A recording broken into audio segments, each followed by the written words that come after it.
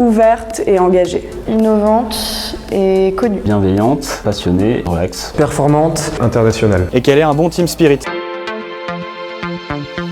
l'ambiance de travail. Le feeling avec le recruteur est très important. En fonction du lien que j'aurais eu pendant l'entretien avec mes futurs collègues et mes futurs N+1, N+2. Le bien-être au travail. Sa balance de vie, c'est-à-dire famille, salaire, géolocalisation.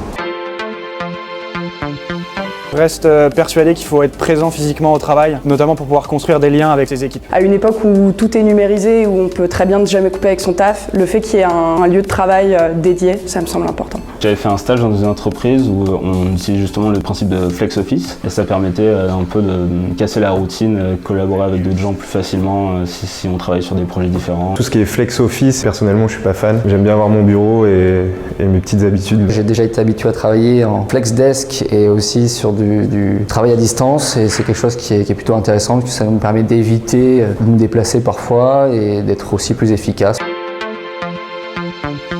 Pour faire la différence, je pense qu'aujourd'hui, une entreprise doit forcément prendre en compte la RSE. Je ne me verrais pas travailler dans une entreprise qui n'a pas conscience du contexte et de l'urgence écologique. Ça rentrera en compte dans mon choix de ma prochaine entreprise, pour les valeurs que ça représente. Une entreprise a un très gros rôle à jouer puisque ça constitue un groupe d'individus et qu'à plusieurs, on est plus impactant que tout seul.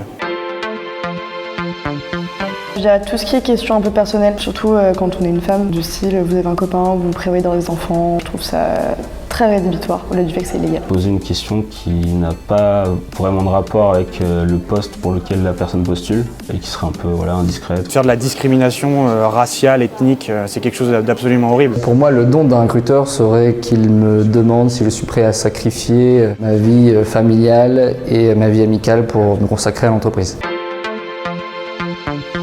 Est-ce que ça vaut le coup de faire une lettre de motivation? Est-ce que vous les lisez? Est-ce qu'elles font vraiment un poids dans une candidature? Est-ce qu'au sein de votre entreprise, il y a des programmes qui permettent aux salariés de se développer? Si réellement il y a une possibilité d'évolution dans l'entreprise. Quelle importance avaient les lettres de recommandation des expériences qu'on a pu avoir par le passé? Quand est-ce que je peux négocier mon salaire ?